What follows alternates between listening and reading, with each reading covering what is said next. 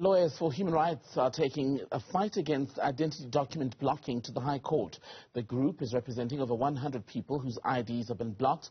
The affected people were only made aware of the issue when they tried to access other services, such as driver's licenses or passport services. Well, back in 2012, the Department of Home Affairs had embarked on a drive to basically tackle duplicate and fraudulent ID documents. By 2020, there were nearly 1 million of those which had been blocked. For more on this, let's speak to Thandeka Chauke, who's with Lawyers for Human Rights. A very good evening to you, Thandeka. Grateful to have your time. Tell us more about the stories of these 100 people who you are now basically fighting on behalf of and how they were all affected by this decision. Thank you. Good evening, and thanks for having me. So, essentially what ID blocking is, it's an administrative tool that the Department of Home Affairs uses to maintain the accuracy and the integrity of the National Population Register. So essentially an ID number is blocked or marked when the department picks up some sort of anomaly with the ID number.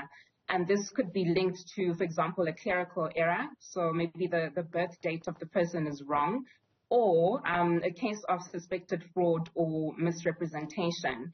And essentially, Lawyers for Human Rights is representing 134 people that are affected by this issue of ID blocking. And as you mentioned, have found out quite literally by surprise that their IDs have been blocked with severe consequences on being able to access basic services and rights. And you describe the blockage as arbitrary. How do you make that distinction given the fact that Home Affairs does have these very genuine, legitimate concerns around fraudulent identity, which we know is a major problem within the Home Affairs system? Yes, so thanks for that. So the one key issue we are challenging is the legality of this action, because there is no legal basis or no law that actually allows the Department of Home Affairs to address fraudulent IDs in this manner, not through blocking or placing a marker on the ID number itself. What the Identification Act does is that it speaks to cancellation, replacement, and seizure of ID documents, so the physical ID, but not the ID number.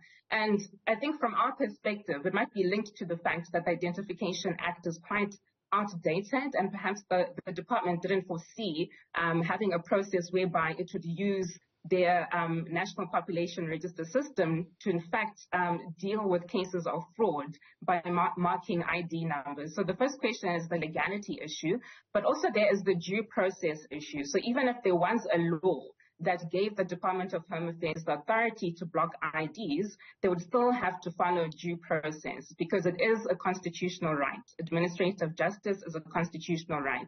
So the fact that people find out, by mistake when they're trying to access another service already signals something terribly wrong, because they should be getting notice to begin with. Under the Promotion of Administration of Justice Act, they should be at least getting written reasons why their ID has been flagged or marked so that they can respond to that concern by the Department of Home Affairs.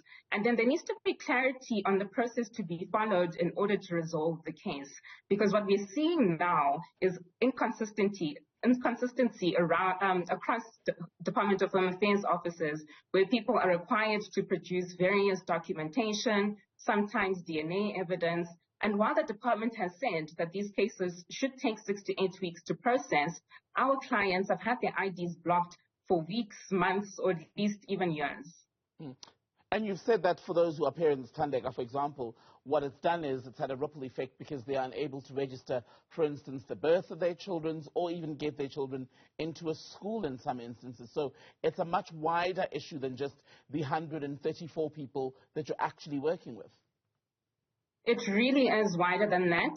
As you mentioned, public records from the Department of Home Affairs itself indicates that it could possibly have nearly 1 million blocked ID cases. And I mentioned the severe consequences on the lives of impacted people, which is, firstly, you're actually stripped of your citizenship, especially when the block is accompanied by a statement that the department suspects that you are actually a foreign national who has no entitlement to hold this ID. And then it goes beyond the individual, as you mentioned, and can even impact on families, as we have some cases where the mother or the father's ID is blocked, and because the children's IDs are linked to their parents, their IDs are also automatically blocked. And everyone is then left in limbo and blocked from a meaningful life in South Africa. Access to education becomes difficult.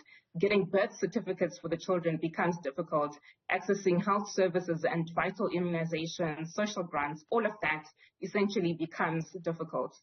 Thandeka Chauke, good to speak to you. Thandeka is with Lawyers for Human Rights who've now gone to court to challenge the Home Affairs Department over the blocking of ID documents. The department says it's doing this to guard against fraud in the system. Well, we'll keep track of that.